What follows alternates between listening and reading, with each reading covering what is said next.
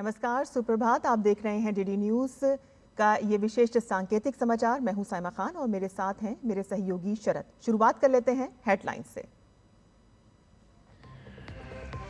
प्रधानमंत्री नरेंद्र मोदी आज Semicon India में सीईओ राउंड टेबल सम्मेलन में लेंगे हिस्सा। निवेश को लेकर हो सकती है चर्चा।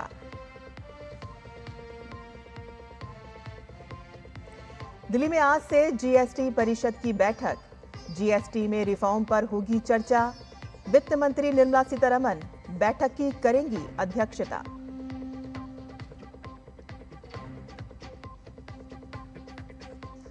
बिहार चुनाव को लेकर गृह मंत्री अमित शाह ने दिल्ली में आज बुलाई बीजेपी नेताओं की बैठक। दोनों डिप्टी सीएम होंगे शामिल।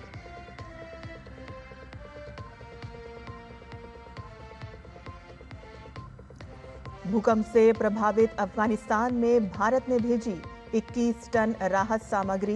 जयशंकर बोले हालात पर नजर। अब तक 1411 लोगों की मौत।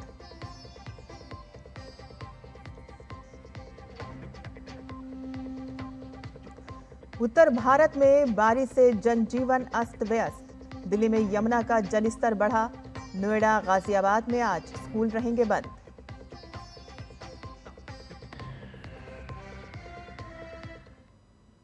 और समाचार विस्तार से। प्रधानमंत्री नरेंद्र मोदी आज सेमिकॉन इंडिया में सीईओ की गोलमेज सम्मेलन में हिस्सा लेंगे और सेमीकंडक्टर के क्षेत्र में हो रही विकास पर चर्चा करेंगे। और इस दौरान कंपनियों के सीईओ भी अपने विचारों से पीएम मोदी को अवगत कराएंगे। और इस दौरान सेमीकंडक्टर क्षेत्र में निवेश बढ़ाने पर चर्चा हो सकती है। कल नई दिल्ली स्थित यशोभूमि में भारत के सेमीकंडक्टर इकोसिस्टम को गति देने के उद्देश्य से सेमिकॉन इंडिया 2025 का शुभारंभ हुआ, जिसका उद्घाटन प्रधानमंत्री ने किया। कल सेमिकॉन इंडिया 2025 के दौरान 12 समझौता ज्ञापनों की घोषणा की गई। इलेक्ट्रॉनिकी और सूचना प्रौद्योगिकी मंत्री अश्वनी वैष्णव ने नवाचार बढ़ाने के लिए लगभग $1 अरब की राशि से डीप टेक अलायंस गठित किए जाने की घोषणा की।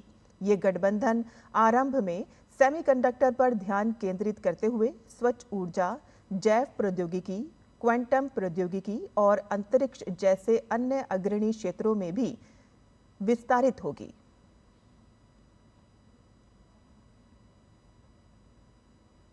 जीएसटी काउंसिल की बैठक आज से नई दिल्ली में शुरू होने जा रही है। 2 दिन चलने वाली इस बैठक की अध्यक्षता वित्त मंत्री निर्मला सीतारमण करेंगी। वित्त मंत्री ने बैठक से पहले कल कहा कि आगामी अगली पीढ़ी के जीएसटी सुधार कर प्रक्रियाओं को और सरल बनाएंगे और विशेष रूप से छोटे व्यवसायियों के लिए अनुपालन बोझ को कम करेंगे और इससे छोटे व्यवसायियों की बढ़ोतरी में मदद मिलेगी। उम्मीद है कि केंद्र सरकार बैठक में ऐसे कई फैसले लेगी जिससे जीएसटी का पूरा स्ट्रक्चर बदल जाएगा। कई प्रोडक्ट्स के जीएसटी स्लैब में बदलाव हो सकता है। एक्सपर्ट्स ने 175 उत्पादों पर कर में कटौती की उम्मीद जताई है। ये सुधार दिवाली से पहले अक्टूबर में लागू होने की संभावना है।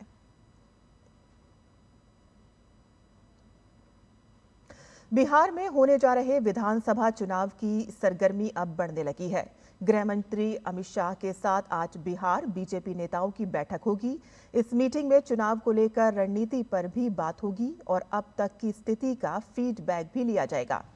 इस बैठक में बिहार भाजपा अध्यक्ष दिलीप जायसवाल, दोनों उप मुख्यमंत्री सम्राट चौधरी, विजय सिन्हा समेत भाजपा सांसद भी शामिल होंगे।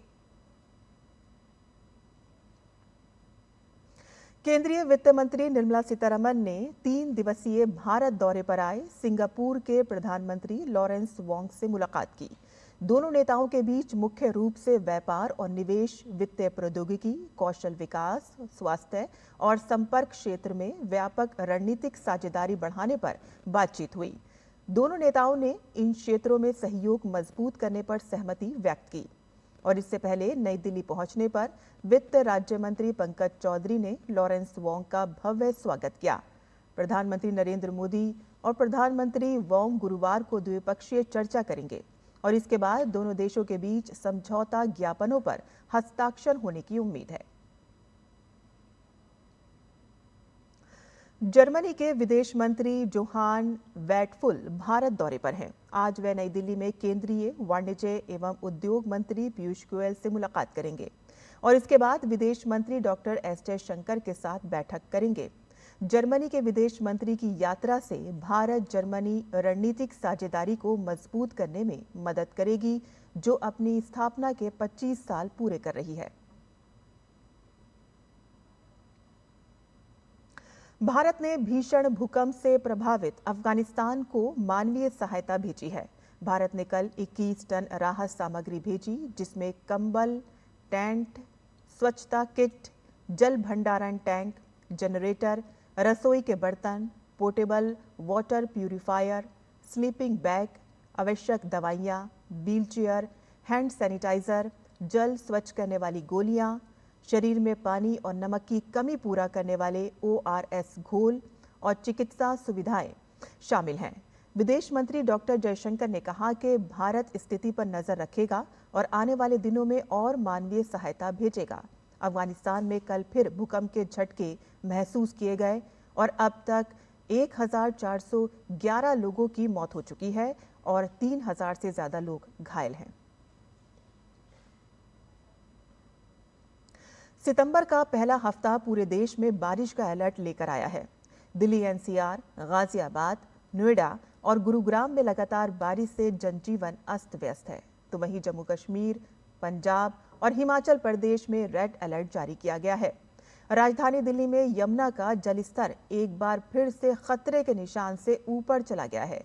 यमुना में जलस्तर में तेजी से बढ़ाव के चलते राजधानी में बाढ़ का खतरा बढ़ गया है। उत्तराखंड और पश्चिमी उत्तर प्रदेश में भी ऑरेंज अलर्ट के बीच मूसलाधार बारिश हो रही है।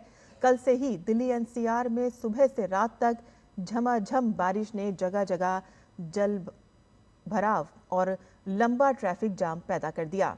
मौसम विभाग ने चेतावनी दी है कि उत्तर और पहाड़ी राज्यों में अगले कुछ दिनों तक यही स्थिति बनी रहेगी। उत्तर प्रदेश में बारिश का अलर्ट देखते हुए आज नोएडा और गाजियाबाद में स्कूल बंद रहेंगे।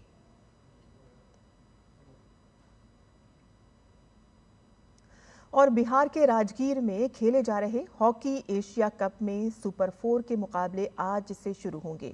सुपर 4 में आज भारत का सामना कोरिया से होगा। ये मैच शाम 7:30 बजे खेला जाएगा।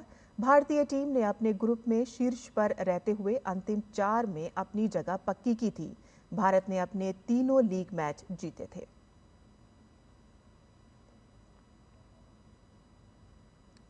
और हमारा ये सांकेतिक समाचार यहीं खत्म होता है। मुझे और मेरे सहयोगी शरद को अब अनुमति दें, लेकिन आप देखते रहिए DD न्यूज़। नमस्कार।